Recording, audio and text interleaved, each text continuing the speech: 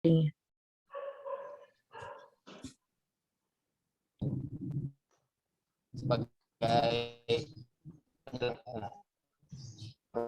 kita mau ada Om Inu. Baik, assalamualaikum warahmatullahi wabarakatuh. Waalaikumsalam warahmatullahi wabarakatuh. Selamat pagi, salam sejahtera buat kita semua, kawan-kawan. Ya, kita bersyukur hari ini, alhamdulillah bersyukur karena kita semuanya sehat dan bisa berkumpul kembali gitu ya. Sudah lama di antara kita bahkan nggak ngumpul gitu ya. Bahkan dengan ajang ini jadi sering kenal, tuh saya jadi kenal, kita semua jadi kenal. Nah, hari ini Bapak Ibu sekalian, atas prakarsa dari Bu Nur dan kawan-kawan, ya kan, kemudian ingin mengadakan semacam obrolan apa ya istilahnya informal lah ya, obrolan yang sifatnya ngalor ngidul begitu, tetapi tetap apa namanya yang bisa menunjang pengetahuan kita. Nah, ya memang Bu Nur dan kawan-kawan ini belum sudah menamakan ya Mas Bayu ya, Dede gitu ya. Doctoral Day begitu yang digunakan sebagai ajang untuk komunikasi, scholar communication antara para kandidat gitu ya. Belum Dede harusnya ada CDD gitu ya. Kandidat atau calon doktor begitu sehingga kita kemudian bisa ngobrol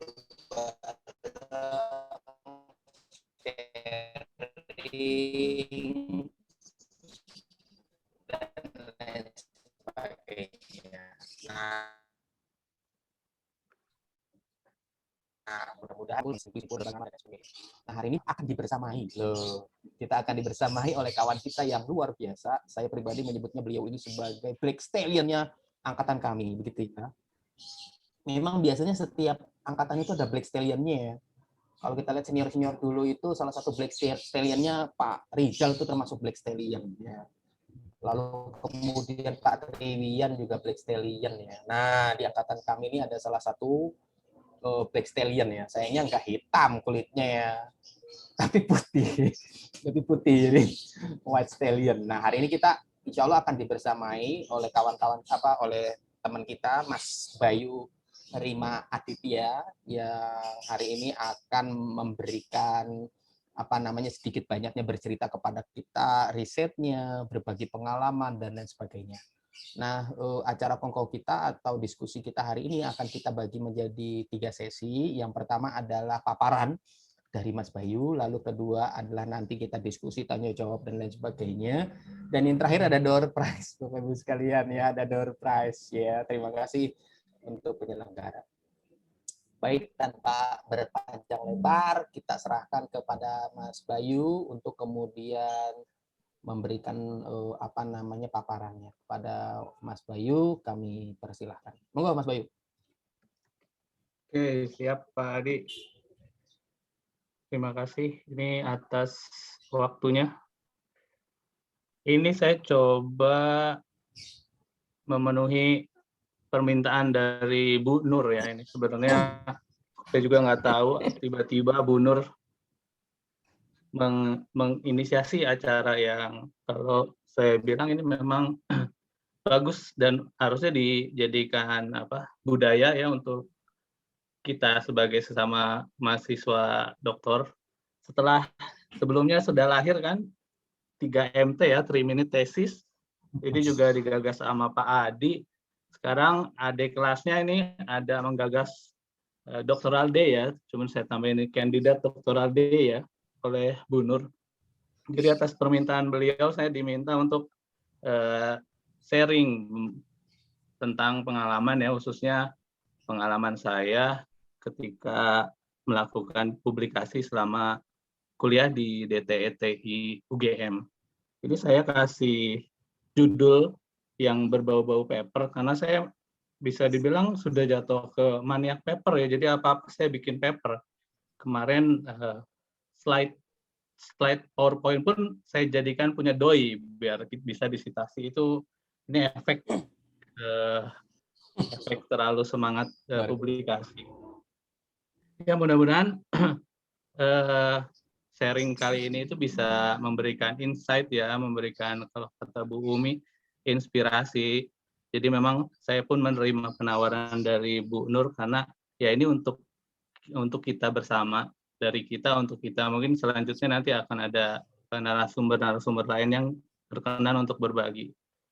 Oke, ini peningkatan publikasi berbasis sistem SKS, studi kasus pengalaman pribadi. Ini saya penelitian dalam bentuk mixed method ya, dan ini empirical evidence nanti akan saya tunjukkan, dan ini bisa diadopsi juga bagi teman-teman yang belum punya strategi ya, atau kalau saya bilang kemarin kunci. Jadi memang setiap kesuksesan itu pasti ada kuncinya, saya yakin itu. Cuman permasalahannya apakah kita sudah menemukan kunci tersebut atau kita belum. Nah, bagi yang belum punya kuncinya, ini saya sedikit nanti share kunci sukses saya berdasarkan pengalaman pribadi, sehingga nanti teman-teman bisa menduplikasi kunci tersebut dan mungkin memodifnya. Atau kalau seperti di sini ada datang Pak Teddy, Pak Inung, ini yang udah punya kunci, mungkin sedikit untuk merefresh saja ya, atau mungkin bisa mengkomparasi kunci dan jadiin satu paper baru. Oke, saya mulai dengan ini dulu. Ini sedikit quote ya, paper adalah teman. Kalau saya dulu suka main bola, kalau mau jadi kayak Subasa, itu pagi, siang, sore, malam itu berteman dengan bola. Sama seperti kita yang ingin belajar atau ingin menjadi penulis paper, ya ini mau nggak mau harus menjadikan paper sebagai teman. Sebelum saya kuliah, paper itu bukan teman sama sekali ya. Malah kalau saya ngelihat paper itu mual-mual, pusing, dan hobinya cuma download doang. Kalau sekarang itu bukan hanya teman ya, mungkin udah jadi pasangan hidup saya ini paper. Karena dengan paper ini saya bisa jadi lebih bermanfaat hidup saya gitu, apalagi profesi saya sebagai dosen. Oke, jadi buat teman-teman yang masih belum menjadikan paper sebagai teman, yuk segera jadikan paper sebagai teman dulu. Nanti teman meningkat jadi sahabat, nanti jadi pasangan. Oke, ini saya coba pengen lihat dulu ya. Kita akan survei dulu. Survei tentang frekuensi rekan-rekan sekalian membaca paper. Ini nanti teman-teman mohon dibantu untuk ikutan berpartisipasi di survei ini. Kita bisa lihat nanti polanya, peta dari mahasiswa DTIT ya yang hadir di kesempatan ini. Nanti bisa akses ke www.menti.com dulu, mungkin di chat Linknya ada. udah saya kasih Mas, linknya udah saya kasih di chat. Oke. Nanti di situ rekan-rekan sekalian bisa menjawab surveinya. Kita pengen lihat nanti trennya ya.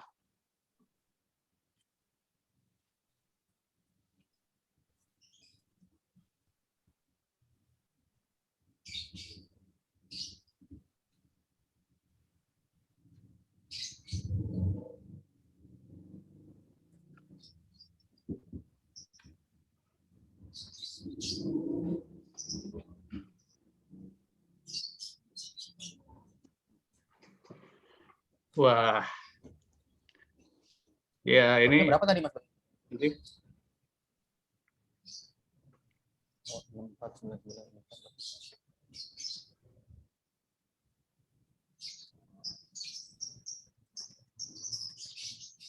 Ini pakai buzzer nggak nih ngisinya nih Pak Bayu? Ya, ini sama Summer itu buzzernya. Ini pesertanya 22, berapa yang ngisi itu? Itu manipulasi, salah satu manipulasi interpretasi paper. Kita bikinnya pakai presentasi. Oke. Padahal dia respondennya paling 20 ya. 22. Saya nggak ngisi jadi 21, anggap aja. Oke. Ini hasilnya ya. Itu 18 itu yang ngisi pojok kanan ya. Nah, 18 ya. Mas Summer kayaknya warna toska kayaknya Mas Summer ini. Warna hijau kayak Mas Summer ini. Oke, ini ini kita stop aja ya. Luar biasa. Jadi bisa kita lihat. Jadi ternyata masih beragam ya ininya, dan alhamdulillah nih ada yang dominan minimal yang warna merah, kuning, hijau itu kecenderungan kita ya udah bagus berarti, dan Anda tepat sekolah doktoral di UGM sekarang. Cuman memang masih ada ini minoritas nih pencilan ini nggak tahu dia buzzer atau memang betulan seperti itu ya. Betulan. Buzzer kayaknya, buzzer. Alumni itu ya guys. Buzzer ini Mas Summer ini buzzer. Ya ini yang setahun sekali, berarti memang kalau Anda sedang mulai kuliah doktoral, ini berarti gap-nya cukup besar, artinya Anda perlu berlari lebih kencang lagi, harus berguru sana sini, terus baca motivasi, buku motivasi atau tonton motivasi supaya bisa meningkat lagi di frekuensinya. Nah, untuk yang 2 sampai 3 paper sebulan ini kayaknya kecenderungannya semester 1 nih ya. Atau kalau memang udah semester 5, semester 6 masih juga warna merah, ini harus evaluasi diri, muhasabah ya. Ini apa yang terjadi? Kenapa bisa cuma 2 sampai 3 paper sebulan? Yang setahun sekali itu udah lulus karena udah betul. Berarti terjawab sama manusianya. Oke, ini memang berat ya ujiannya ya, pasca doktor ya. Karena yang dibaca udah borang, baca aturan pemerintah ya. Iya, betul. Oke, sip. Oke, saya lanjut ya. Alhamdulillah berarti mayoritas ini memang udah siap ya. Jadi tinggal cari kunci atau mengimprove kunci sukses publikasinya. Udah masuklah 2 sampai 3 paper sebulan, 1 sampai 2 paper. Dan seterusnya. Ini 1 sampai 2 paper sehari ini saya rasa salah satunya ini Pak Adi, Bu Nur nih. Masuk sini ya. Bu Novi, ini para penginjak Q1 ya. Nih. Ya, mudah-mudahan yang semester 5-6 udah masuk ke yang hijau ini ya. Sudah sehari-hari kita baca paper. Oke, saya keluar lagi. Terima kasih ini atas partisipasinya.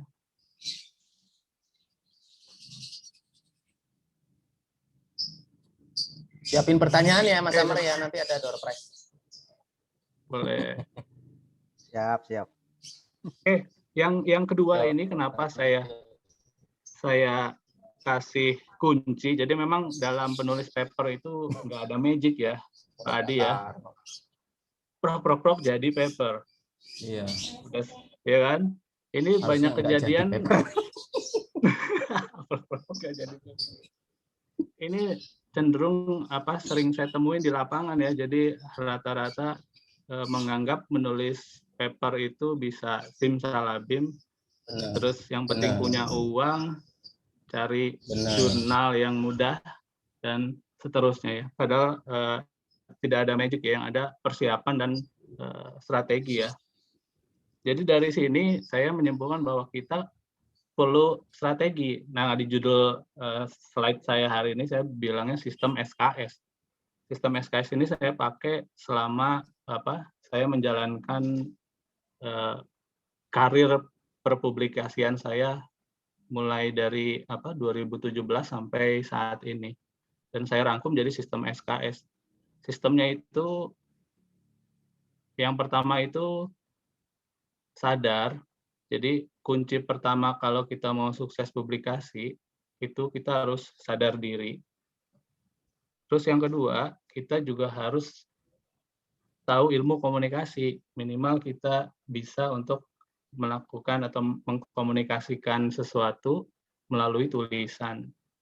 Dan yang terakhir ini kunci yang paling menentukan, dan ini segala-galanya kunci, ini sabar. Jadi saya akan bahas satu persatu. Oke, ini sedikit supaya lebih menginspirasi atau menjadikan lonjakan motivasi buat rekan-rekan semua. Ini saya memberikan empirical evidence bagaimana si sistem SKS itu bekerja untuk saya. ini data sebelum saya kuliah 2014 sampai 2017. Ini jumlah publikasi internasional saya. Ini saya identifikasinya yang Scopus aja ya, yang non Scopus saya nggak tulis.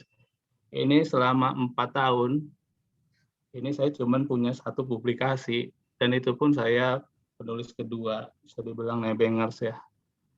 Dan selama 2014 itu sampai 2017 saya memang fully fokus ke ngajar, dan ngajar. Padahal saya profesinya sebagai dosen. Sampai saatnya tiba, saat kuliah itu, nah, saat kuliah ini saya mulai dari 2017 sampai sekarang. Di 2017 itu saya berhasil nulis 1 publikasi sebagai penulis pertama. Ini awal mula kenal Pak Adi nih. Baru dicekokin Scopus, terus dikenalin dengan pengetahuan Pak Adi terkait dengan publikasi ini, mulai saya coba bikin. Kemudian 2018 ini menaik jadi 4 publikasi. Penulis pertama semua, 4-4-nya. Dan 3-nya itu disertasi. Ini salah satu vaksinasi pertama saya ini di sini. Di sini saya ketemu sama Pak Lukito. Pak Lukito itu dosen mata kuliah topik khusus sistem informasi. Ini saya cuma sekali ketemu di awal dan beliau bilang, kontrak kuliah kita, Anda bikin pembelajaran sendiri, yang penting outputnya 1 paper, publikasi paper. Nah di sini saya juga bingung gimana caranya bikin paper, nggak punya data, nggak punya sesuatu, pengalaman pun nggak punya. Akhirnya dari situ ya saya berguru ke para suhu ya, ke lantai atas, ke lantai 3 di gedung DTV, ke Pak Rizal, terus dulu di Pak Lukito itu banyak gerombolan senior yang sering diskusi, jadi saya ke sana, terus ngobrol sama Pak Adi. Terus di sini juga ada Pak Inung ya. Ini Pak Inung juga salah satu vaksinator saya juga. Di situ belajar sampai akhirnya ternyata saya bisa 3 publikasi Scopus, dan itu 3-tiganya nggak pakai data. Bingung kan ya?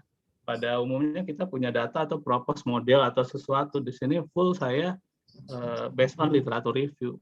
Dan salah satu dari 4 paper itu adalah paper pertama saya di IEEE. Jadi selama hidup saya, tahun 2018 itu pertama kali saya punya publikasi di IEEE. Dan itu satu-satunya paper yang tanpa revisi langsung accepted.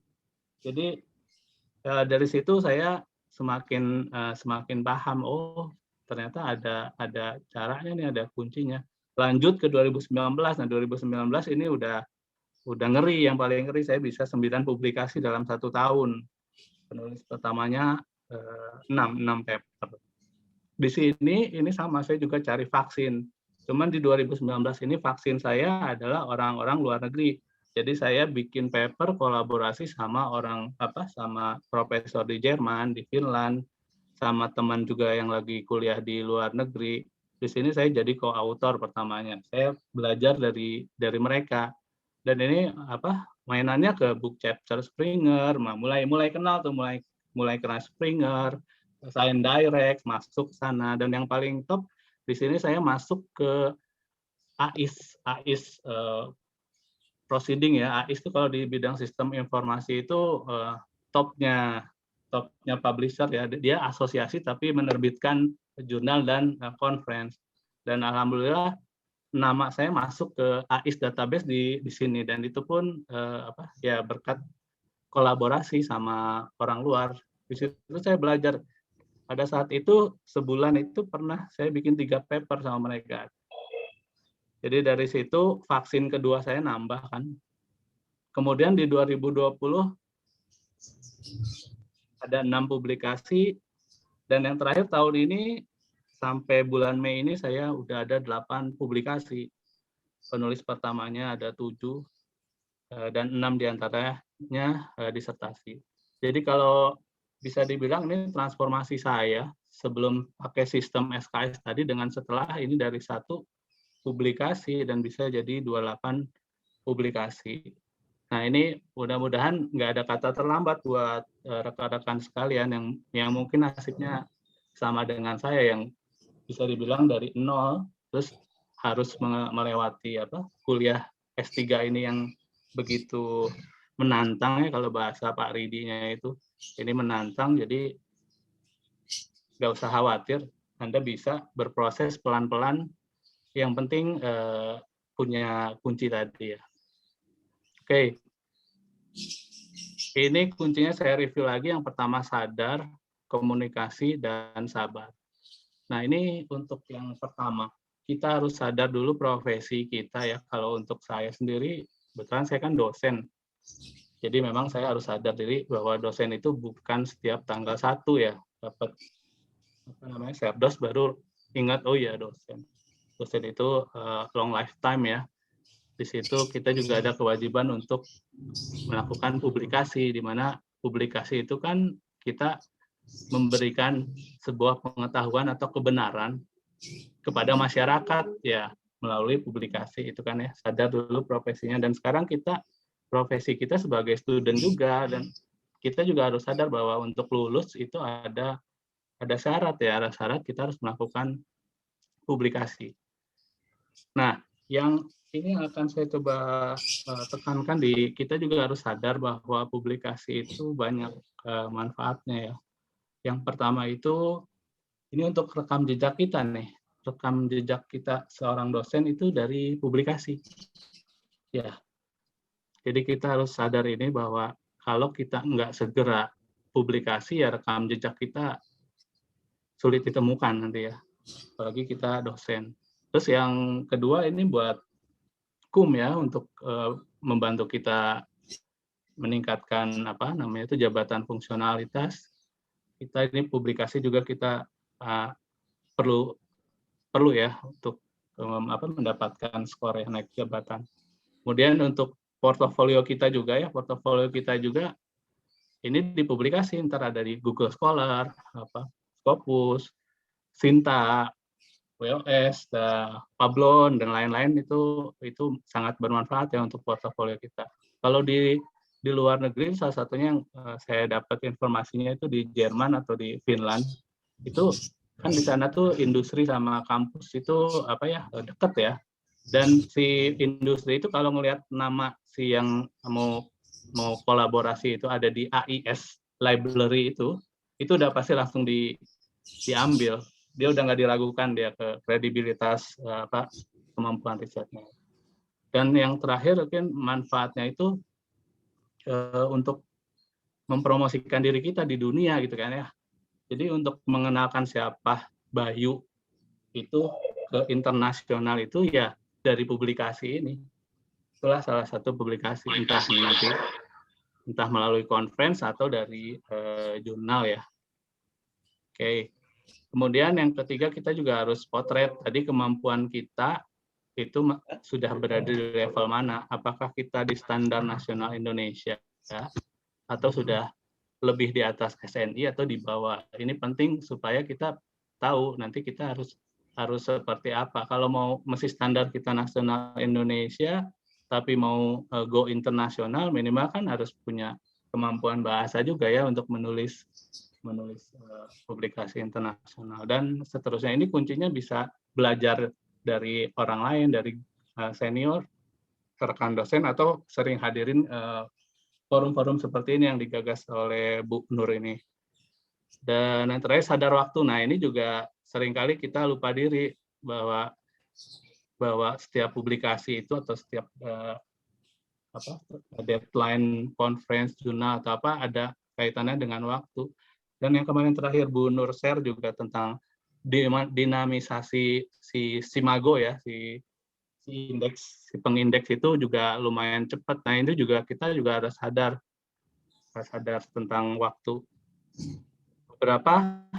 Beberapa jurnal ada yang dia prosesnya itu clear ya. Proses pengumuman pertama itu 40 hari, kemudian kalau diterima 3 bulan, dan seterusnya itu ada clear. Ada juga yang nggak clear.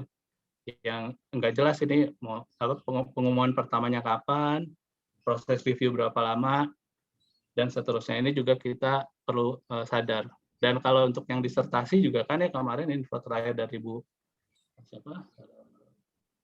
Lupa saya, Bu Dita itu untuk kelayakan publikasi jurnal kan udah accepted boleh, tapi kalau conference sudah publish itu, nah itu juga perlu kita pertimbangkan, kita harus sadar waktu. Dan nah ini juga saya punya pengalaman juga, ini biaya ya, saya pernah juga nggak sadar ini, saya submit ke jurnal Q2, proses reviewnya 3 kali round, saya cuman miss waktu itu. Ternyata harus bayar 16 juta ini, mundur. Ini udah senang-senang Q2, taunya ternyata ya karena itu ya, karena nggak sadar diri ya, terlalu semangat. Ini saya mundur karena nggak punya uang itu. Jadi ini juga harus dipersiapkan biaya untuk publikasi ya. Nah, ini saya coba highlight lagi, barangkali bisa memotivasi juga rekan-rekan yang dulunya mungkin merasa minder atau apa. Ini saya coba share juga ya. Manfaat publikasi itu saya sebelum kuliah, ini citasi saya 1, H-index saya 1. Dan selama tadi berproses, saat kuliah ini citasi saya posisi sekarang itu jadi 67.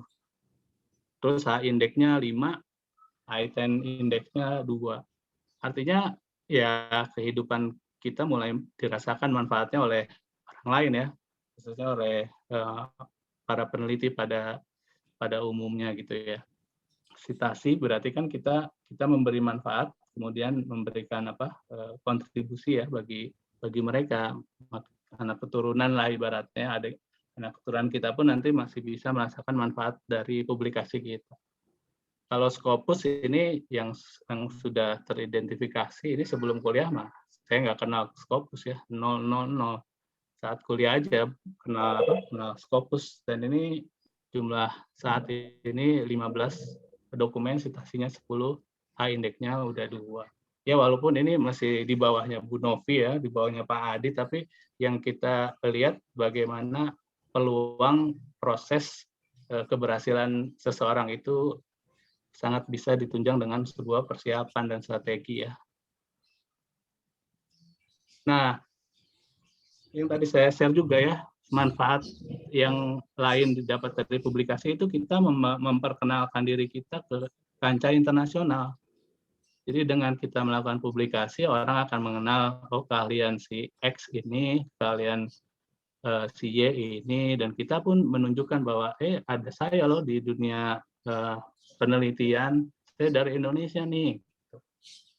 Dan alhamdulillah, jadi tahun 2020 itu saya dapat invitation untuk nge-review jurnal Q1 ya, punyanya Taylor. Dan itu juga saya kaget tuh, saya nggak pernah submit sana, dan saya pun nggak punya jurnal Q1.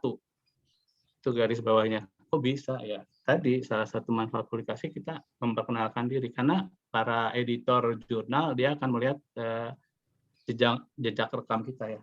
Reviewer jurnal Q2 itu saya juga dapat 1, dan ini yang AIS itu yang saya share tadi di bidang sistem informasi, ini sebuah prestis kalau walaupun conference, tapi kalau udah ada AIS dan jadi reviewer itu kalau di bidang kami itu sebuah kebanggaan gitu kan. Dan itu lagi-lagi manfaat publikasi.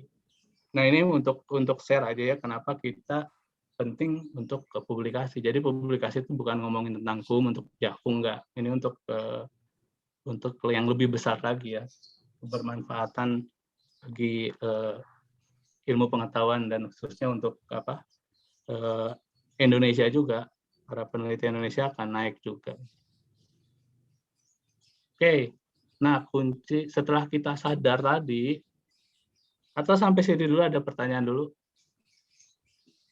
Dilanjut aja Mas, nanti kita kumpulin pertanyaannya. Ini teman-teman udah ada beberapa yang chatting, nanti mungkin teman-teman bisa open mic juga ya. Oke, siap. Ya, nah setelah kita sadar, pastikan kita sadar dulu ya, karena emang nggak mungkin publikasi dalam keadaan tidak sadarkan diri. Sadar semuanya, kalau kita udah sadar semua, next step kita coba fokus ke komunikasi. Karena yang tadi saya pernah singgung juga, kalau namanya publikasi itu kan sebenarnya kita berkomunikasi, tapi melalui tulisan. Nah, ini agak sedikit berbeda dengan komunikasi verbal ya. Oke, yang pertama ini kita juga harus tahu kondisi pembaca. Yang pertama, mereka itu para pembaca paper itu tidak punya banyak waktu ya dalam kesehariannya, sibuk A, sibuk B, sibuk C, apalagi kalau dengar Bu Nur ya, waduh itu kesibukannya. Udah jadi ibu, udah jadi lain-lain, harus kuliah juga, Bu Novi juga, wah itu udah udah sangat-sangat sibuk ya. Itu kita harus pahami dulu ya bahwa para pembaca kita mereka pada sibuk semua. Terus yang kedua, ya mereka itu nggak ada kewajiban harus baca tulisan kita. Kecuali mungkin mahasiswa kita suruh baca. Tapi pada umumnya mereka tidak ada wajib baca tulisan kita. Kalaupun baca, mereka biasanya melakukannya dengan cepat ya, tanpa mau berusaha memahami tulisan kita. Oke, download. Oke, download. Udah aja download. Pak Amar ya. Ini Pak Amar paling suka nih download nih. Download doang, Pak ya. Download doang ya Pak Amar ya. Downloader dong. Download. Nah ini juga harus kita sadari ya, karena kan kita akan berkomunikasi dengan siapa pembaca kita. Kita harus sadarin bahwa faktanya seperti itu para pembaca kita. Jadi kita jangan harus punya persiapan ya. Nah, kalau tadi fakta-faktanya, sekarang siapa aja sih pembaca tulisan kita? Nah, yang lapis pertama yang akan baca tulisan kita itu editor. Kalau based on pengalaman saya, yang editor lirik itu atau kriteria dia itu cuma 2. Jadi yang pertama kesesuaian topik kita dengan lingkupnya si jurnal atau conference-nya itu. Yang kedua itu, ini laku nggak nih? Kalau saya terima dan nanti publish, kira-kira banyak yang minat nggak, itu 2. Jadi pastikan kita harus tahu bahwa seleksi pertama tuh di editor dan penuhin itu 2 poin tadi. Bagaimana supaya si editor itu meloloskan judul atau publikasi kita. Makanya kalau dapat tugas dari Pak Adi itu pasti saya diminta untuk coba cariin buatin judul. Karena emang itu yang penting, judul sama abstrak itu penting ya, walaupun isinya bagus. Ya ibarat kayak kita jualan produk aja kan ya, isinya comberan, tapi kalau dikemas sama kemasan yang luar biasa itu lolos yang pertama kan. Terus yang kedua, setelah editor lolos, kita akan pembaca kita itu reviewer. Reviewer ini pada umumnya 3-5 ya, 5 orang. Dan ini saya udah 2 kali pengalaman di jurnal Q2, reviewernya 5, dua-duanya 5. Dan apesnya itu selalu ada 1 yang mayor, dan itu yang menyebabkan 4 reviewernya itu kalah. Jadinya reject.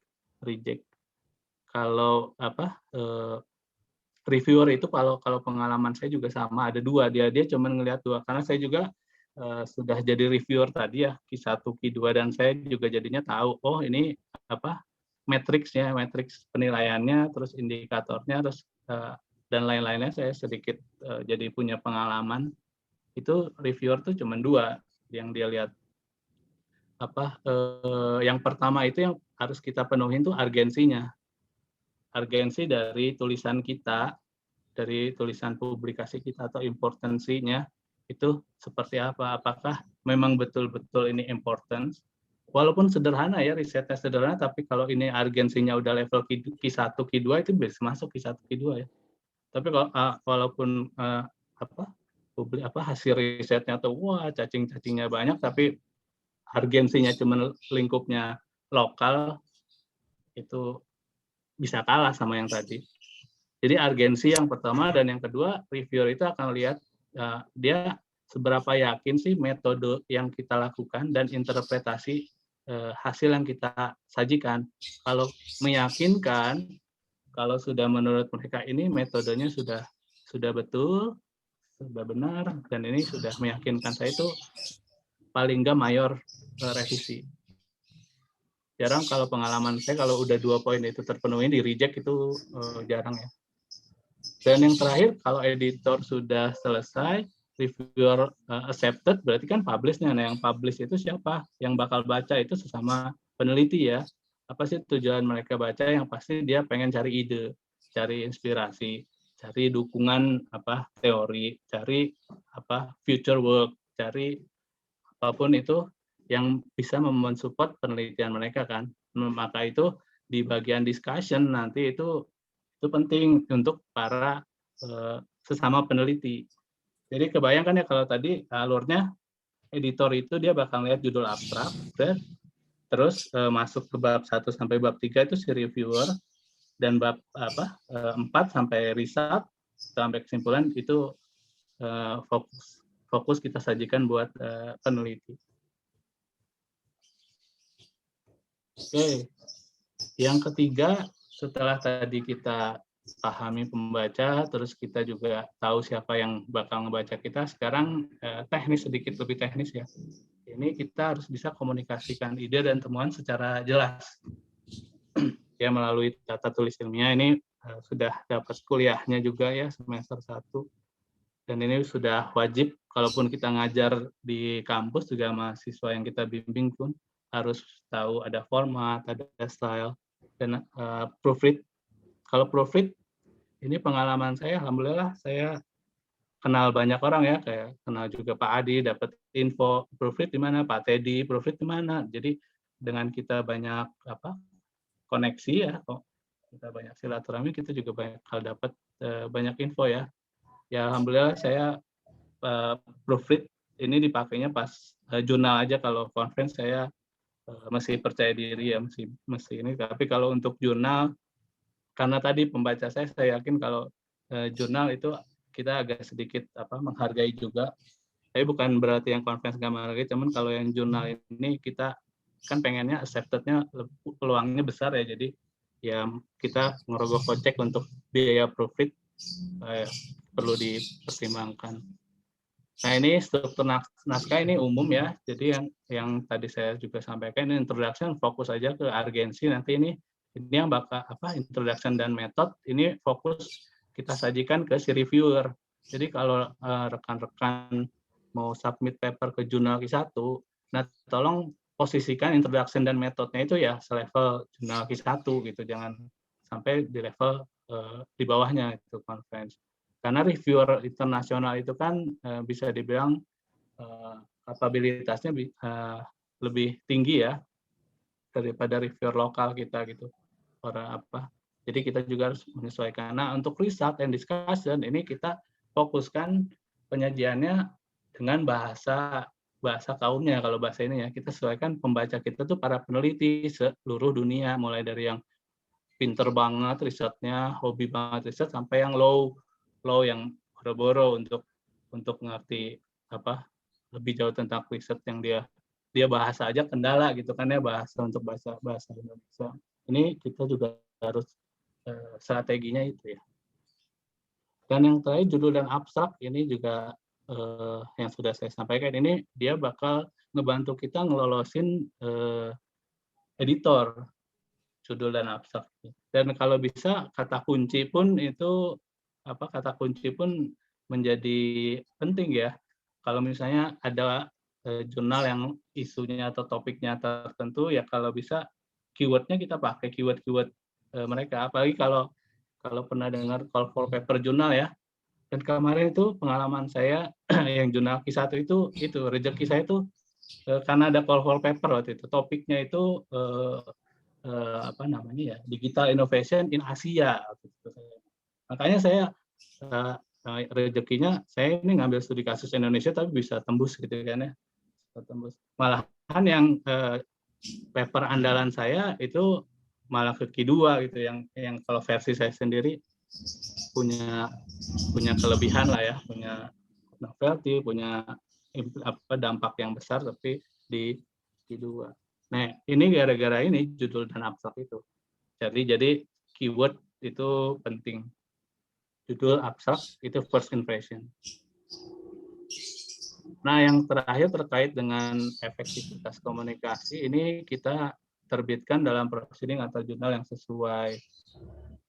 Nih, cuman memang ada beberapa topik, mungkin ya topik teman-teman bukan semua disertasi yang abu-abu gitu ya, atau ini masuk ke sini masuk, ke sana masuk, itu juga mohon dipertimbangkan.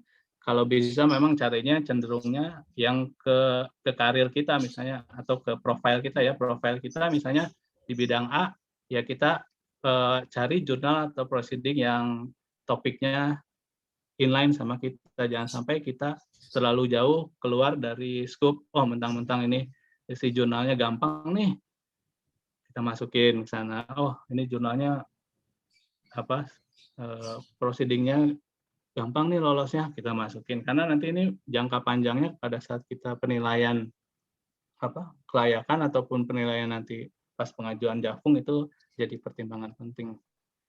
Etika juga ya, etika kalau authorship ini dan fraud itu saya yakin lah kalau UGM ini jauh ya dari kecurangan ya. Yang penting maksudnya fraud ini di sini kita merekayasa data, merekayasa sesuatu. Terus yang penting bayar, yang penting publish dan lain-lain itu kalau bisa dihindari, apalagi masih baru ibaratnya kita lagi belajar gitu ya.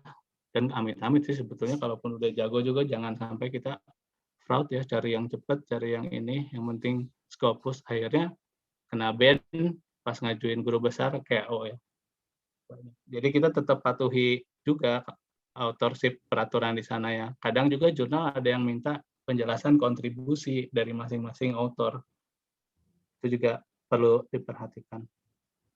Strategi memilih target publikasi ya ini juga rezeki-rezekian ya. Jadi pertama scope-nya kita harus pastikan dulu si target jurnal kita scope-nya inline dengan topik penelitian kita. Indexing kalau di UGM kayaknya Scopus ya, masih Scopus minded. Jadi ya kita penuhin aja, walaupun beberapa bidang itu yang emang jurnal top itu nggak terindeks Scopus. Tapi itu di kalayak asosiasi itu terindeks itu jadi top jurnal ya. Tapi karena ini Scopus jadi kita coba carinya yang Scopus ya. Terus kalau open access ini terkait dengan peluang ini ya, banyak citasinya ya. Kalau open access berarti orang boleh download dan peluang citasi naik tinggi. Tapi kalau nggak open access berarti cukup judul sama abstrak doang yang tampil. Kemudian publication speed juga untuk yang lagi kuliah ini sangat menentukan ya. Jadi kalau bisa sharing-sharing sama senior, nanya-nanya jurnalnya apa, terus biasanya berapa lama keputusan awal, terus ronde reviewnya berapa kali. Saya ada paper di Q1 itu submit dari 2020 sampai sekarang masih ronde review, udah 3 kali round review. Ini saya ya kalau mau dimasukin ke kelayakan jadinya repot, belum accepted gitu. Jadi mesti aja karena reviewer saya masuk ke ini jurnalnya si Tyler itu ternyata bukan apes ya, emang rezekinya dapat reviewernya yang memang seperti itu. Jadi dia nggak mau setuju sebelum perfect apa yang dia komen. Selalu aja ada. Tapi dari situ ini persis pada saat saya kuliah Palukito. Yang Palukito itu saya bolak-balik 3-4 kali dibikin bingung sama beliau. Jadi di discussion di revisi, lu udah perbaiki, datang lagi, ini belum betul mas, perbaiki lagi. Sampai akhirnya dari situ saya ngerti, oh ternyata emang discussion ini kekuatan utama dari sebuah publikasi itu di discussion. Dan akhirnya yang merudul. Setelah dari berhasil lewatin Palukito itu saya langsung bisa sampai 28 menambah 20 lebih ya publikasi. Jadi kalau dapat nanti reviewer yang strict itu ya dinikmatin aja, jangan kabur, jangan mundur terus cari yang lain yang memungkinkan punya beberapa publikasi, jadi masukin satu ke sini atau ke sini, karena kan tetap kita butuh satu publikasi jurnal ya untuk bisa syarat lulus. Oke, kunci yang terakhir ini yang sebetulnya ya mungkin simple tapi ini impact-nya besar bagi saya, pengalaman saya pribadi ya. Jadi pertama itu semua harus berawal dari kualitas ya.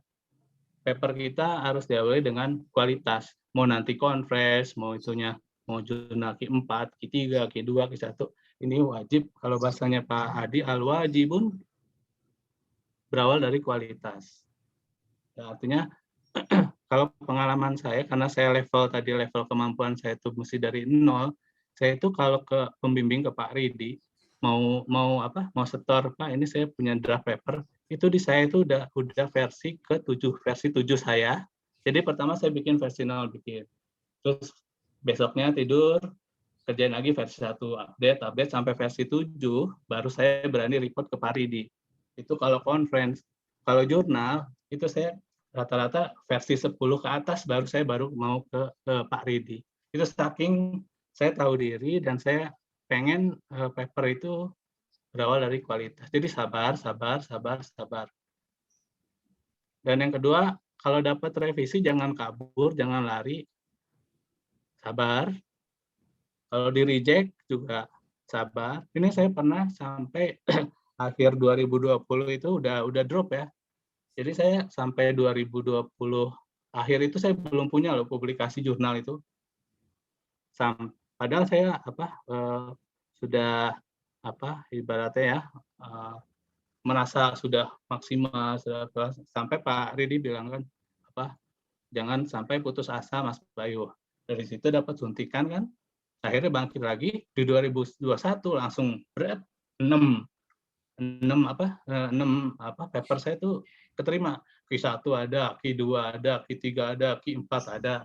Pokoknya itu buah dari ini. Coba pada saat itu saya mungkin nggak sabar, saya lari aja atau down, udah langsung menyerah, beda cerita ya. Jadi kalau ada revisi sabar, kalau rejected sabar. Jangan maunya accepted terus. Karena kan apalagi ini untuk disertasi kita ya, tanggung jawaban kita setelah lulus, ya riset kita itu akan dipertanggungjawabkan ya. Dan yang terakhir ini harap sabar. Itu semua ada proses masing-masing ya, beda-beda prosesnya. Di angkatan saya kan ada Pak Ronald, terus ada Pak Adi, terus ada Bu Novi, dan seterusnya. Itu beda-beda prosesnya. Tapi kita sama-sama intinya sabar, dan sabar. Oke. Dan yang terakhir, jadi kesimpulannya, pertama kalau rekan-rekan semua mau bangkit, mau meningkat publikasinya, sadar diri tadi. Kemudian jadilah komunikator yang baik. Dan ingat, semua ini adalah proses yang di atas, jadi kita jalanin aja do the best. Selebihnya kita serahkan kepada yang punya kuasa. Oke, itu aja sharingnya, mudah-mudahan memberi insight. Monggo kalau ada diskusi, boleh. Baik, terima kasih Mas Bayu, paparan yang luar biasa terkait dengan apa yang sudah dialami, apa yang sudah dilakukan sama Mas Bayu. Ini memang luar biasa Bapak Ibu sekalian ya. Itulah kenapa kemudian di awal tadi saya bilang Black Stallion ini Mas Bayu. Nah, ini udah ada beberapa teman-teman nih Mas Bayu yang sudah melakukan pertanyaan ya, menuliskan pertanyaan di chat. Ini kalau mau yang open mic, monggo ya, open mic dulu. Nanti yang setelah open mic mungkin kita bacakan pertanyaan. Monggo bagi yang sudah menuliskan, kalau mau open mic, monggo ya. Ya santai aja Bapak Ibu sekalian. Ya ini dari kita, oleh kita, untuk kita lah. Monggo, kalau yang mau ada open mic, mau bertanya, berdiskusi, dan seterusnya ya, kepada kita semua, kepada Mas Bayu terutama. Ini ada Pak Agung nih ya, Pak Agung. Pak Agung. Pak Agung juga salah satu mirip nih. Halo. Saya nih bisa cerita nih Wah, Pak Agung nih. ada Pak Agung. Lawan ya Pak Agung. Assalamualaikum. Waalaikumsalam. Pengalaman nih Pak Agung nih. Bisa sharing Pak Agung pengalaman dulu juga publikasi. Nah, boleh dong. Ini ke adik-adik nih, adik-adik angkatan Pak Agung. Apa pengalaman saya? Belum ada apa-apa saya kok. Oke, Pak. Ini Pak Agung ini juga IEEE-nya lolos tanpa revisi nih. Luar biasa. Jarang Semuanya. ada loh itu. Semua berkat bimbingannya Pak Bayu, teman-teman semua. Jadi saya membuat paper, terus saya kasihkan Pak Bayu, terus dikasih arahan, terus jadinya itu hasilnya. Jadi bukan saya, ini kembali ke Om Bayu lagi. Nah, kira-kira begitu. Wah, sukses banget lah Mas Bayu. Saya belum Pak Agung nih saatnya belum saatnya untuk tampil ini. Mas Bayu dulu Oke. aja. Ya, siap ini. Ya, Mas Bayu, ini kita bacain dulu ya beberapa pertanyaan. Mungkin nanti sembari Mas Bayu menjawab, mengelaborasi, mungkin nanti ada yang open mic. Monggo ya, bertanya langsung. Ini ada pertanyaan dari Pak Joko nih, Mas Bayu, kawan kita ya, Pak Joko. Ini bertanya nih, bagaimana memitigasi physical barriers ya. Jadi terkait dengan merasa ya, perasaan bahwa percobaannya itu belum sempurna, mungkin belum memberikan hasil yang diinginkan lah ya, sehingga beliau merasa hasil dari yang dicoba ini, dari eksperimennya itu belum layak ya, belum layak ditulis untuk ke dalam paper. Nah ini gimana nih tips and triknya supaya kemudian physical barrier ini bisa hilang? Monggo Mas Bayu. Pak Teguh ya, Pak siapa? Pak Teguh ya? Pak Joko Nugroho. Oh, Pak Joko. Oh, ya tadi Pak Teguh dan Pak Joko ya, bareng ya, Ya, dari betul. Chevron ya. Ya. Oke ya.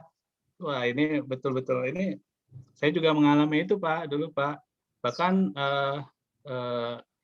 singkat cerita aja ya, singkat cerita itu saya menemukan sebuah conference internasional di Australia. Itu ternyata ada beberapa tipe publikasi. Jadi publikasinya pertama itu full research ya, full research sama ongoing research. Nah, pada saat itu saya pilih yang ongoing research. Jadi di situ saya pokoknya pada saat itu yang saya pikirkan apa, saya tuliskan itu benar-benar metodenya. Saya ngusulin sebuah model tadinya, cuman metodenya aja acak-acakan, terus belum ada validasi, belum ada apa. Itu saya bikin paper 6 halaman aja. 6 halaman masuk kategori on paper on progress kalau saya. Jadi ada yang paper full research sama ada yang cukup progress. Jadi kayak progress itu kayak semacam belum selesai tapi kita mau mempublikasikannya itu. Dan itu saya masukin ke situ, Pak. Dari situ di reject memang. Di reject tapi saya dapat reviewernya 3 dan itu ngebrandel catatannya. Dari situ saya dapat insight, malah dapat benar juga. Akhirnya saya lakuin saran dia, saya ubah metode saya, terus saya lakukan validasi, jadilah sebuah paper baru dan saya submit ke Q2 dan itu accepted di Q2. Dan jadi memang kadang kita butuh expert input ya, maksudnya reviewer. Jadi kita nggak harus pengen diterima kalau publikasi tuh, tapi tergantung tujuannya ya. Kalau motifnya pengen cepet-cepet punya publikasi ya berarti beda cara. Tapi kalau untuk kita seorang studi S3 itu kalau mau publikasi itu niatnya jangan pengen accepted, bisa juga niatan lain, kita pengen dapat review yang ini posisi waktu itu saya blank, ini saya udah SA1 tapi saya belum jelas mau bikin apa, terus saya tulisin apa yang saya punya sekarang, metodenya juga saya nggak nyebutin metode pakai apa, saya cuma nulisin first saya gini, second gini, hasilnya ini, discussion-nya cuma saya ceritain ini saya sudah menghasilkan sebuah usulan model gini, akhirnya dari situ di reject tapi saya dapat kayak semacam bimbingan ya, bimbingan tapi tambahan. bukan sama promotor ya, betul, karena mereka itu lebih paham expertise secara global ya Pak Ari ya. Mungkin itu bisa dicoba Pak, atau nanti Pak Inung nih atau yang lain bisa sharing juga nih. Ada Pak Inung kan, ini Pak Inung mana nih Pak Inung? Ada nih, belum bersuara nih. Hadir. Nah, ini Pak Inung lebih ngeri lagi nih dari saya nih. Mungkin Pak Inung bisa sharing, Pak Inung ceritain tadi. Iya. Terima kasih Pak Bayu. Jadi intinya kadang tuh kita ketika submit paper memang harus melakukan satu hal yang nyeleneh ya. Jadi memang yang diceritakan Pak Bayu untuk submission itu tidak mencari acceptance tapi mencari feedback. Itu pernah berapa kali saya lakukan ya. Saya dengan PD-nya submit ke sebuah jurnal Q1 dan Q2, tujuannya bukan untuk accepted tapi untuk mencari feedback.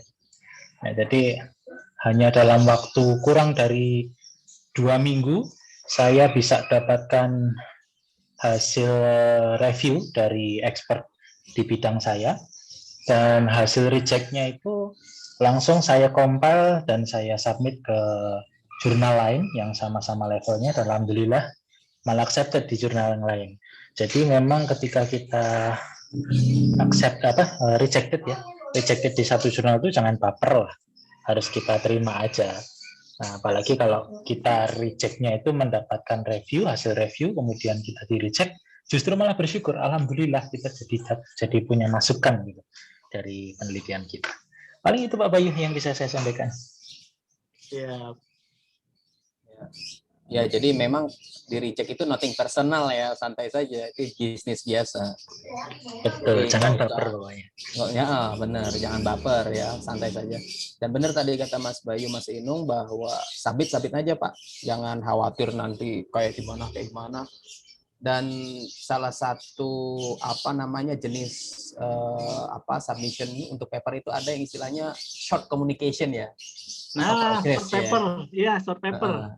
Short communication atau short paper, di mana di situ nanti memang belum final hasilnya, bisa dibilang masih rintisan gitu ya. Mungkin ketika Pak Joko ini masih merasa bahwa belum sempurna banget eksperimennya, mungkin bisa ya jenis papernya short communication. Cuman nggak tahu ya di DTT ini short communication itu apakah kayaknya sih masih dianggap ya, karena biar bagaimanapun kan short communication itu tetap technical paper, cuman mungkin kontennya belum sempurna technical paper. Masih bisa kayaknya sih, harusnya sih ya logikanya. Itu mungkin, atau ada ingin disampaikan lagi Pak Joko terkait jawaban Mas Bayu dan elaborasi Mas Inung? Terima kasih sudah menjawab. Terima kasih. Baik. Kita pertanyaan kedua, Mas Bayu, dari Mas Rajiv ya, Mas Rajiv, masih keluarga besar kita juga di DTT. Lampung ya. Ya, grupnya Mas Amar ini, gengnya Mas Amar ya. Pak Rajiv ini bertanya Mas Bayu, dia penasaran ini Mas Bayu, gimana itu tadi katanya Mas Bayu bisa nulis paper kok nggak punya data, itu piye Mas Bayu? Oke, ya. Ini semester 1 nih biasanya ya.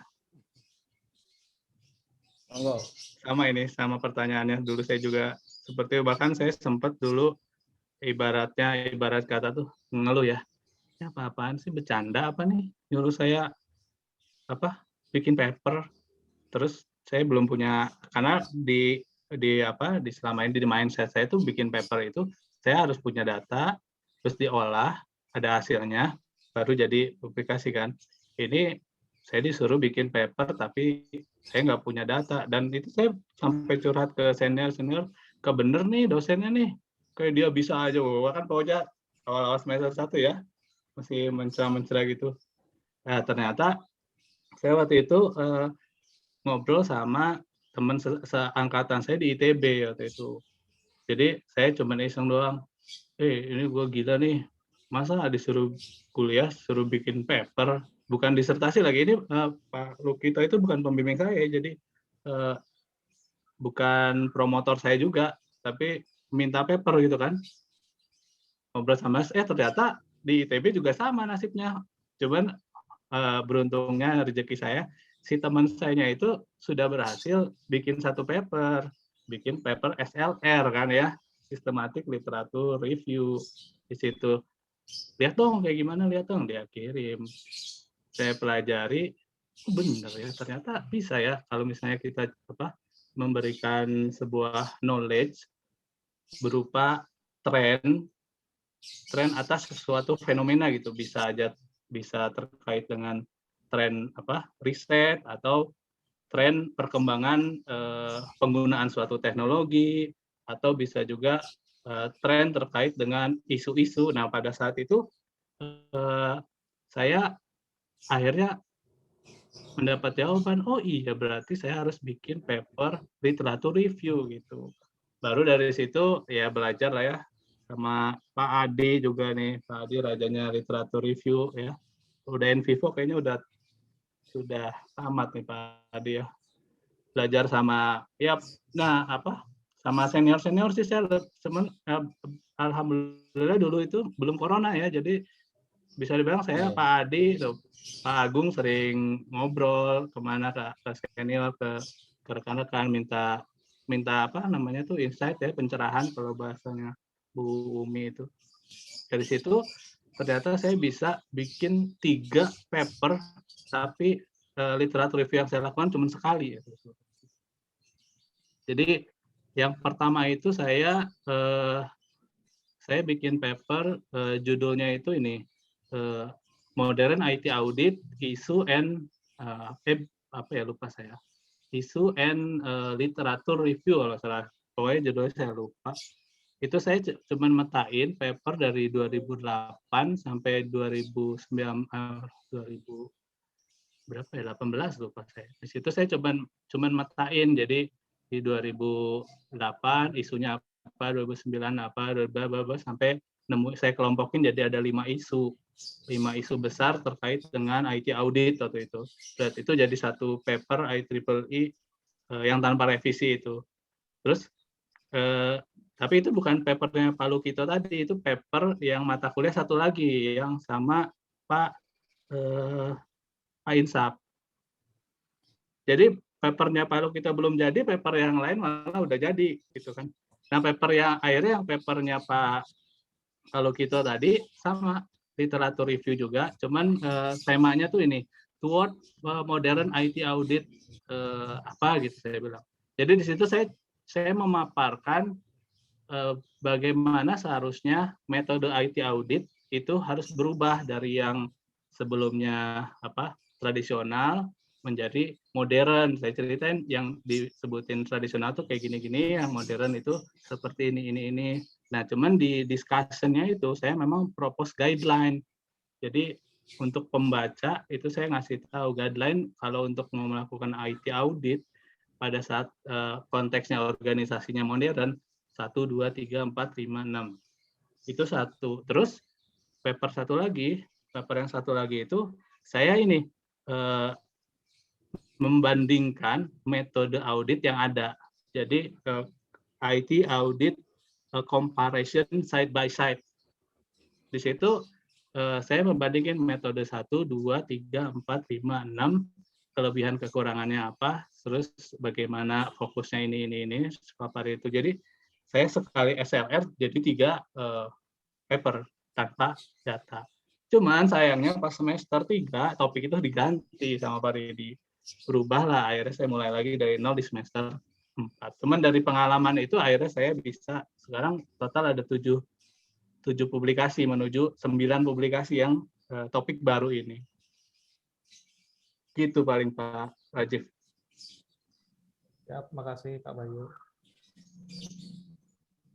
Ya, Mas Rajif mudah-mudahan bisa menjawab ya. Jadi memang tentu yang dimaksud data di sini tentu bukan data yang kita kumpulkan secara primer ya, kita kumpul ke lapangan atau ambil public data set, tetapi yang dimaksud data di sini adalah paper-paper.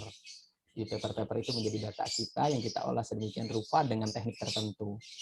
Nah, hari ini ada 2 ya pendekatan yang bisa kita pakai. So, tambah 1 yang kawinan dari 2 itu. Ada 3 varian. Yang pertama tadi SLR yang udah diceritain sama Mas Bayu. Dan SLR ini memang udah rame ya, nggak cuma di engineering atau di computer sciences, tetapi juga di bidang kesehatan, social science, politik, dan lain sebagainya. Sehingga dengan SLR itu kita bisa menghasilkan satu paper. Tetapi memang ya Bapak Ibu sekalian, di DTTI ini ya, di engineering, di Fakultas Teknik, belum diakui paper SLR sayangnya. Padahal itu sebenarnya cukup complicated dan sebuah ada kontribusi saintifiknya. Jadi memang harusnya sih diakuin ya. Harusnya bisa diakuin. Mudah-mudahan ke depan bisa diakuin ya dengan adanya pemahaman yang lebih ya kepada teman-teman dosen di DTTI. Ya tentu kalau ada SLR berarti ditambah ininya ya. Bebannya ditambah, jangan 2 mungkin ya. Gitu ya, dan seterusnya. Itu yang pertama. Yang kedua, Bapak Ibu sekalian, kita bisa melakukan review tidak berupa SLR, tapi bisa berupa bibliometric analysis. Nah, ini yang lumayan lagi trending. Jadi, SLR dan bibliometric analysis ini, sepertinya bibliometrik ini kan datang lebih belakang, meskipun secara keilmuan dia hadir lebih dulu daripada SLR.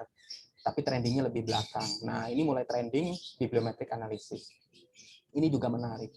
Nah, lalu sekarang muncul varian baru, namanya SLNA.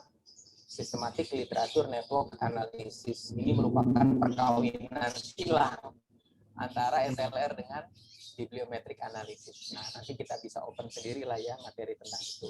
Jadi intinya tetap ada data, cuman data yang dimaksud oleh Mas Bayu adalah bukan data yang uncollected data set ya. Kita kumpulin langsung dari lapangan, dari responden dan sebagainya, tetapi dalam tanda petik data kita adalah paper-paper tadi yang kita olah sedemikian rupa dengan teknik tertentu sehingga menghasilkan sebuah insight dan lain sebagainya. Mudah-mudahan terjawab. Lalu ada pertanyaan berikutnya nih Mas Bayu dari Pak Arham ya, dari Pak Arham. Nah, ini penting nih, ini kayak Mas Bayu nih cocok nih ya. Gimana kita punya satu topik penelitian Mas Bayu, lalu kemudian gimana nih mecah-mecahinnya nih supaya bisa jadi banyak paper gitu ya. Jadi satu topik gimana caranya mecahin supaya jadi banyak paper, terutama untuk topik disertasi. Nah, itu monggo Mas Bayu. Ya ini Pak siapa Arham? Pak siapa Pak? Pak Arham ya. Arham. Pak. Oh iya 2020 juga. Ya 2020. Oh temannya Pak Rajif ya? Pak Rajif. Saya juniornya Pak Rajif. Oh, okay. Genap berarti 2020 genap. Enggak, maksudnya junior saya di kampus di kerjaan. ITERA ya, Pak? Iya. Oh, alah, mantap. Saya juga mahasiswanya ini. Oh, mahasiswanya Pak Rajif. Bukan, mahasiswa Ibu Nur. Oh ya? Iya, saya mahasiswa Ibu Nur. Wah, luar biasa Bu Nur ini ya. Monggo. Ya. Bu Nur luar biasa. Memang Bu Nur nih, guru saya juga nih Bu Nur nih. Oke, terima kasih nih. Ini memang yang ini ya, yang menariknya ya. Sebetulnya dulu saya sebelum kuliah itu saya malah sempat ketemu dosen yang ini orang 1 bulan 1 paper. Gak bener, pasti dia asal. Mikirnya kan gitu kan ya. Terus mana mungkin sih bisa, dosen nggak bener. Awalnya kan kayak gitu kan. Terus setelah saya kuliah, saya kenal sama Scopus publikasi. Khususnya saya kenal sama Pak Inung nih. Awalnya Pak Inung nih sebetulnya yang ngasih virus publikasi ya. Kalau nggak ketemu Pak Inung. Jadi pada saat suatu conference itu saya ketemu sama Pak Inung ini. Jadi saya dosen TELU sama Pak Inung yang sama-sama dosen TELU tapi nggak kenal, baru kenal pada saat kuliah. Ya ini saking kayaknya kurang gaulnya dulu itu. Terus di suatu conference itu ngobrol sama Pak Inung kan, cerita.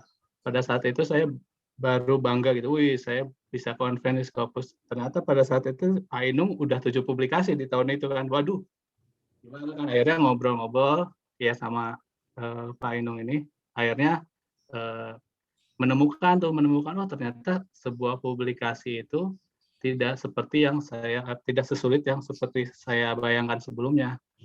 Jadi ya sederhananya publikasi itu kita menyampaikan sebuah knowledge atau informasi kebenaran kepada masyarakat gitu. Karena kan masyarakat itu meyakini bahwa kebenaran itu datangnya di riset akademis gitu kan.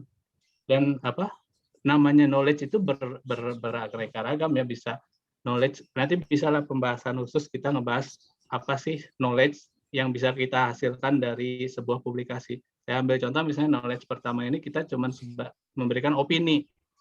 Memberikan opini kita aja itu bisa jadi satu knowledge. Apalagi kalau bisa kita propose sebuah model, framework, itu udah lebih hebat lagi. Jadi itu nanti perlu dipelajari lagi lebih lanjut. Mungkin tadi Bu Nur juga bisa diskusi bulan depan atau seterusnya kita bisa membahas tentang apa aja sih yang layak kita publikasikan gitu di sebuah publikasi ilmiah gitu kan. Oke, itu sedikit prolognya. Langsung ke teknisnya. Kalau di disertasi saya, karena tadi pengalaman saya yang sebelum kompre, sebelum semester 3 saya bisa 1 SLR jadi 3 paper. Nah, di disertasi saya 1 SLR jadi 2 paper. Yang satu ke Q4, yang satu lagi ke ACM Conference. Dan itu kembali lagi ya, itu nanti mainnya di komunikasi dan di jam terbang kita baca paper. bagaimana bisa SLR bisa masuk ke jurnal Q2 atau Q4 atau Q1 atau sebatas komplain, itu ada knowledge-nya, ada ilmunya gitu. Jadi kalau punya SLR itu rekan-rekan bisa submit ke jurnal, nggak harus ke conference. Tapi nanti itu lagi-lagi ya, nanti kita lihat siapa jurnal kita dan mereka seperti apa menyikapi sebuah SLR. Ada juga yang memang jurnal yang dia menolak SLR. Salah satunya yang pengalaman saya yang Q2 itu, jadi paper saya yang SLR itu salah satunya masuk ke Q2, cuman reviewernya dapat 5 orang. Jadi 3 minor, 1 mayor, 1 reject dari 5 itu. Dan kesimpulannya reject. Padahal mayoritinya sebetulnya accepted kan, 3 minor, 1 mayor, 1 reject. Itu di Emerald Q2. Itu saya debat juga kan sama Pak Ridi, dikasih tahu, dikomplain aja ke editornya gitu-gitu. Tapi ternyata setelah saya pahami, oh si jurnal ini memang karakternya dia tidak mau yang SLR, walaupun menurut jadi si editor itu kan ada editor yang ngelayanan kita, sama ada senior editor. Nah, si senior editornya itu tergantung karakteristik si senior editornya. Jadi saya udah lolos si editor, reviewer juga udah kan. Cuman saya tuh waktu itu ini ada aneh. Ini kok saya extend terus nih waktu si reviewernya. Karena di email saya udah dapat notif.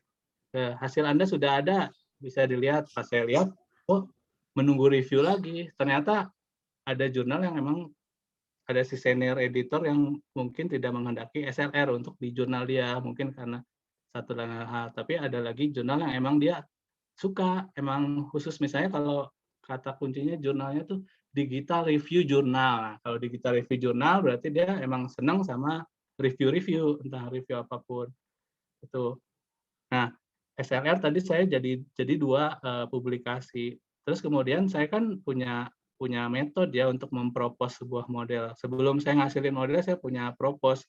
Nah, propose-nya ini saya jadi 1 paper. Kemudian di hasil yang saya udah hasil di sebuah modelnya pun itu jadi 1 paper. Validasinya, saya ada validasinya ada beberapa, jadi beberapa paper. Jadi total sekarang OTW ke 9 paper. Yang validasinya itu 3 paper. Nah, singkatnya, ini tergantung kemampuan Anda menemukan research question. Nah, research question. Jadi kalau saya simpulkan itu jumlah paper bisa sebanding lurus dengan research question yang kita temuin. Kalau research question besarnya itu jangan ke conference, research question besarnya ke jurnal. Tapi pasti kan setiap namanya riset ya, kalau pengalaman saya, riset itu beda dengan project. Kalau Anda dari awal sampai akhir sudah menuju satu tujuan dan itu betulan lurus dan berhasil, itu sayang banget sih kuliah S3 kalau seperti itu. Kalau itu mah kayak ngerjain project atau hibah. Yang enak itu proses itu per tahapnya dinikmatin. Jadi misalnya pertama habis SLR, nemuin apa nih, terus kita renungin, terus kita dapat sebuah knowledge, muncul research question, oh kenapa ya gini, jadiin 1 paper. Terus kita mulai step ke mengerjakan pengumpulan data, misalnya dari pengumpulan data kita kuesionernya pun, misalnya kita bikin kuesioner ya, kuesioner pun itu bisa jadi paper. Jadi contohnya yang pernah saya dapat itu ada di luar negeri itu ada metode penulis luar negeri menulis metode untuk mengukur usability sebuah sistem, namanya tuh SUS ya. Nah, SUS itu kan di luar negeri ya pakai bahasa Inggris. Terus penulis Indonesia itu nulis propose sebuah tulisan, dia ngusulin pertanyaan SUS dalam bentuk bahasa Indonesia. Yang itu sudah divalidasi uji reliabilitas di Indonesia dan akhirnya dia publikasi internasional itu, dan itu malah citasinya bagus karena orang Indonesia senang untuk menggunakan yang sudah siap pakai, karena apalagi di bahasa Indonesia udah bahasa itu aja bisa jadi paper. Apalagi kalau udah model, udah ngasilin sesuatu, harusnya di model itu banyak muncul pertanyaan-pertanyaan. Contohnya maksudnya research question tuh ini ya, nggak selalu yang pertanyaan riset question itu harus satu. Itu mungkin ininya ya, globalnya ya. Nanti kan lahir lagi. Setiap proses, setiap bulan, setiap semester harusnya muncul riset question lagi ke riset kita. Nah, setiap nemuin riset question itu kalau bisa jadiin publikasi. Itu paling ya. Pak Adi paling mau nambahin nih Pak Adi nih. Ya, mudah-mudahan bisa sedikit banyaknya menjawab ya. Mas Arham ini karena memang mahasiswa baru, welcome to the jungle dulu ya yang pertama. Yang kedua nanti Mas, kita ini di S3, kita akan mengenal satu term baru ya. Ya, term baru yang namanya research gap. Jadi gap penelitian. Nah, research gap inilah yang memang mesti berhasil kita define, kita state dari riset problem yang ada. Ya, jadi riset gap ini agak berbeda sedikit dengan riset problem. Karena riset problem itu common ya, yang masalah penelitian yang umum di propose, tetapi riset gap adalah yang lebih spesifik lagi. Nah, di S3 ini kita termnya adalah riset gap. Nah, nanti topiknya sesuai dengan topik Mas Arham ya, penelitiannya. Nanti bagaimana menjawab riset gap tadi itu, kata Mas Bayu, tadi kan kita akan mempropos metode. Nah, tentu bisa jadi lebih dari satu propose metode, katakanlah 2 atau 3. Nah, di S3 ini minimal 2 loh ya propose metodenya. Kenapa minimal 2? Loh, karena kita punya kewajiban minimal 2 jurnal, paper di jurnal loh. Jadi kalau misalnya berencana 2 itu paket minimalis sebenarnya. Dan itu harus jurnal dua-duanya, venue publikasinya. Soalnya kalau satu jurnal satu konferensi ya ora iso gitu ya. Jadi kalau mau aman jangan 2 gitu ya, minimal 3 propose method gitu kan. Jadi apes-apesnya venue-nya satu jurnal, 2 conference gitu ya. Atau dia syukur-syukur bisa jurnal semuanya. Nah, nanti seperti yang diinfokan Mas Bayu, satu propose method tadi itu untuk menjawab satu research questions. Nah, research question tadi itu dalam rangka satu kesatuan untuk menutupi research gap tadi. Nah, jadi upayakan satu propose method itu menutupi satu aspek dari research gap yang ada. Karena satu research gap itu bisa jadi ditutup dari multi angle ya, banyak angle atau banyak aspek gitu ya. Sehingga bisa jadi satu research gap itu kita tutupin dari 2 atau 3 propose method kita. Jadi satu propose method nutupin sebelah kirinya, satu metode sebelah kanannya, satu di tengah misalnya kayak gitu. Nah, itu pintar-pintar kita mencari angle karena bisa jadi dijawab dengan beberapa propose method. Nah, biasanya flowing gitu ya, kayak waterfall. Jadi propose method pertama, lalu propose method kedua, propose method ketiga, di mana propose method ketiga itu grain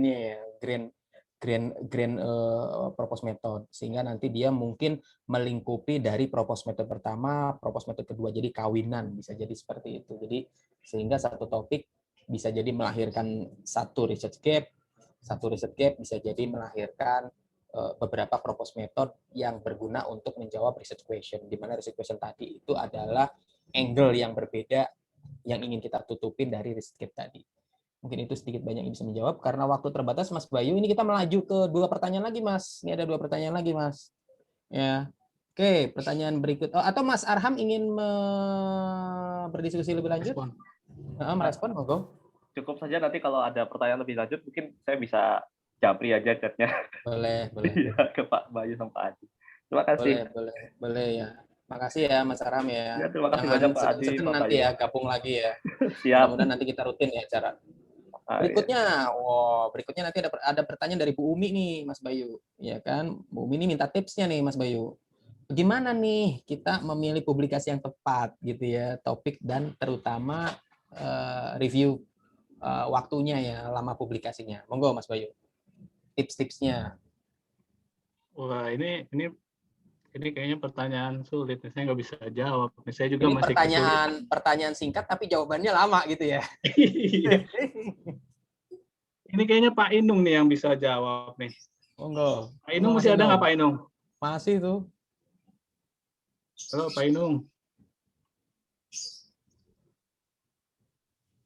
Hadir. Mohon bantuan Pak Inung. Ini lebih senior, lebih. Tips memilih publikasi yang tepat, topik, lama publikasi. Gimana ya Pak Bayu? Bingung nih. Jadi kalau untuk memilih jurnal kali ya, memilih Ya, jurnal mana Ya, yang benar, mau benar, kita benar. jadikan target. Mungkin Itu itu arahnya. mungkin sederhananya kita perlu melihat paper-paper terdahulu atau topik penelitian terdahulu itu Ya. sering publishnya di mana. Itu paling sederhana sih. Misalkan kalau saya kan topiknya tentang biomedical signal processing. Berarti kalau misalkan paper yang saya sering temui itu di jurnalnya Elsevier, misalkan di biomedical signal processing and control. Nah, di itu ada yang topik nyerempet-nyerempet dengan penelitian kita enggak? Nah, kalau ada berarti bisa dijadikan salah satu target jurnalnya. Oh, kita bisa kayaknya masuk ke situ. Lalu untuk lama publikasi itu kalau untuk jurnal biasanya kita bisa lihat ya di naskah yang bisa di-download, itu biasanya ada keterangan tuh submission-nya kapan, kemudian dia revise-nya kapan, revisinya itu kapan, lalu accepted-nya kapan. Nah, dari situ kita bisa lihat, oh kira-kira kalau kita submit ke satu jurnal tertentu, ini butuh waktu berapa lama? 1 bulan, 2 bulan, atau mungkin bisa 1 tahun gitu. Nah, sebagai gambaran kalau kita main di Elsevier itu, kita bisa lihat ya, di Elsevier itu kita bisa ada informasi tentang matriks jurnalnya. Nah, kalau kita masuk ke website jurnalnya yang di elsevier.com terus / nama jurnalnya, di situ akan ada muncul informasi matriksnya, matriks jurnalnya, sehingga kita bisa tahu informasi jurnal itu sampai dengan first decision. First decision itu artinya dari kita submit sampai dengan kita mendapatkan announcement pertama, apakah itu accepted, rejected, ataupun review gitu ya. Hasil review itu butuh waktu berapa lama, kemudian untuk sampai dengan publish-nya itu ada informasi. Jadi kita bisa lihat dari situ. Mungkin itu sih Pak Bayu yang bisa saya sampaikan. Semoga kalau ada tambahan ya. Boleh ini karena Bu Umi yang nanya nih spesial nih. Jadi kalau saya sarankan Bu Umi itu sudah bisa mengetahui cara menjelajah sebuah jurnal itu dulu. Kalau saya diajarin sama Pak Adi itu jangan cuma lihat Simago, tapi lihat dari Scopusnya langsung. Nah, jadi kalau di Scopusnya langsung kita bisa identifikasi, misalnya saya ada misalnya Journal Innovation and Science. Kita masuk ke scopus.com, terus ISNN-nya kita tulis di scopus.com, nanti keluar kan dia, dan kita bisa lihat dia ada di peringkat berapa kan kuartilnya itu. Di situ langsung kita bisa klik dan muncul semua daftar jurnal yang topiknya itu, misalnya topiknya sistem informasi, nanti keluar berat. Nanti kan sebenarnya kuartil Q1, Q2, Q3, Q4 itu kan posisi ya, misalnya untuk bidang sistem informasi ada 3.000 jurnal. Nah, dia peringkatnya misalnya di 200, berarti dia posisinya di kuartil berapa, Q1. Tapi di situ kita bisa lihat daftarnya kan, semua daftarnya. Semuanya. Terus kita ya memang harus jelajahi satu-satu. Infonya yang paling akurat itu dari pengalaman senior sih, atau pengalaman dari teman di luar UGM atau di kampus kita. Dengan pasti ada senior itu lebih menurut saya lebih akurat dibandingkan info yang ditampilkan di web. Yang kalau saya sekarang itu saya lebih suka si Emerald publishernya Emerald. Itu saya udah coba 4 kali masuk situ, dia konsisten. Paling telat 2 bulan keluar hasilnya. Terus kalau untuk keputusan awalnya 2-3 hari. Itu best practice. Terus kemarin juga saya ngobrol sama Bu Nur, saya dapat juga rekomendasi jurnal Q1, dan itu saya nggak nemuin itu. Tapi setelah ngobrol sama Bu Nur ini kan publish juga Q1 nih, hebat Bu Nur di situ. Terus saya saya baru tahu saya selama ini salah kata kunci kayaknya, atau kurang lengkap kata kunci pencarian, karena kan itu seni ya, seni menjelajah jurnal tuh sebuah seni juga. Saya nemu di situ, wah ini rekomendin pas banget untuk saya bisa jadikan target jurnal. Jadi memang kita dari ngobrol, dari diskusi kayak pertemuan kayak gini, kita sangat dianjurkan untuk kita banyak dapat pengetahuan. Baik, itu dari saya tambahannya, Pak Adi. Baik, Mas Bayu, karena waktu ya, mungkin udah jam 12, menjelang jam 12. Mungkin ini satu pertanyaan terakhir dari Pak Tena ya. Pak Tena bertanya, Mas Bayu, penjelasan terkait SLR nih. Mungkin singkat saja, Mas Bayu. Penjelasan terkait metode dalam paper SLR. Monggo. Ini topik SLR gimana kalau untuk topik diskusi selanjutnya ya, Bu Nur? Pengisinya Pak Adi Wijaya. ACC, Bu Nur? Gitu aja Pak Adi, dari saya jawabannya ya. Karena ini biar sekalian manfaat juga Pak Adi kita. Ya, benar. Betul kan? Kapan Pak Adi bisa? Oh ya, mungkin untuk berikutnya jangan hari Senin ya. Senin itu hari baru. Biasanya saya kalau aktivitas kalau nggak Selasa Rebo gitu ya. Boleh sembarang. Ini kan tergantung pembicaranya kapan bisa. Kalau bisa sih kita konsisten harinya supaya nanti kan teman-teman juga terpatri begitu, terjadwal sehingga besok-besok siapapun yang ngisi enak. Harinya kita punya hari Selasaan apa Reboan gitu ya. Acara Selasaan atau Reboan. Nah, kalau bisa sih nanti nggak cuma mengupas berbagai topik, tapi juga mungkin sekali-sekali kita kita merging ya, yang 3MT-nya kita merging ke sini, karena saya lihat 3MT itu kurang terlalu ini karena cuma 3 menit paparannya, jadi nggak terlalu banyak. Jadi mungkin kita merging 3-minute tesisnya kita merging sama acara ini, entah hari Selasaan atau Reboan begitu. Di situ gado-gado lah ya, kayak Mas Bayu sharing-sharing, atau kemudian misalnya nanti ada teman-teman yang menceritakan topik risetnya gitu ya. Jadi ngobrol dinamis. Nah, mudah-mudahan sih kedepannya nggak pertanyaannya nggak tulisan ya, pertanyaannya mungkin bisa di open mic langsung. Toh ini kita antar teman gitu kan, nggak ada sifatnya malu, nggak ada sifatnya apa, kita berbagi dan lain sebagainya. Gitu ya mungkin. Baik, berarti yang SLR kita simpan dulu ya Pak Tena, stay tune aja nanti informasinya kita akan deliver kepada teman-teman sekalian.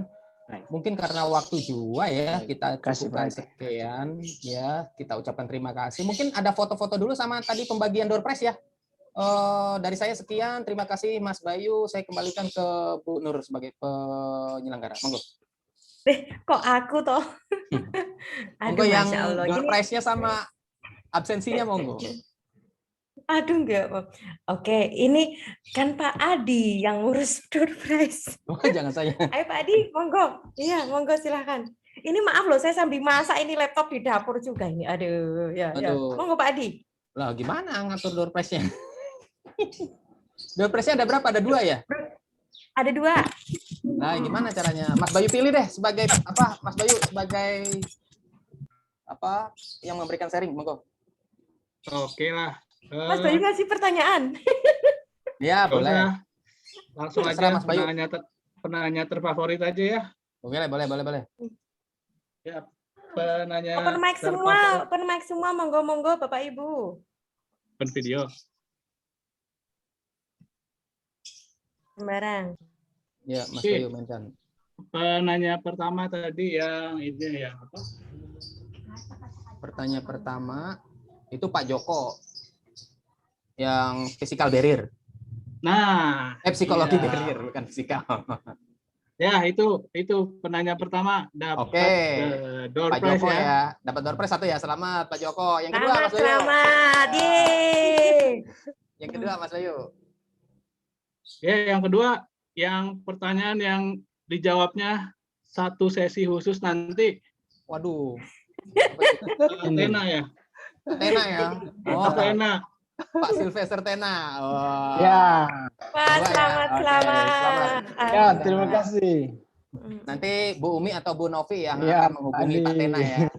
Oke. Untuk bagaimana teknis untuk penyampaian door prize-nya.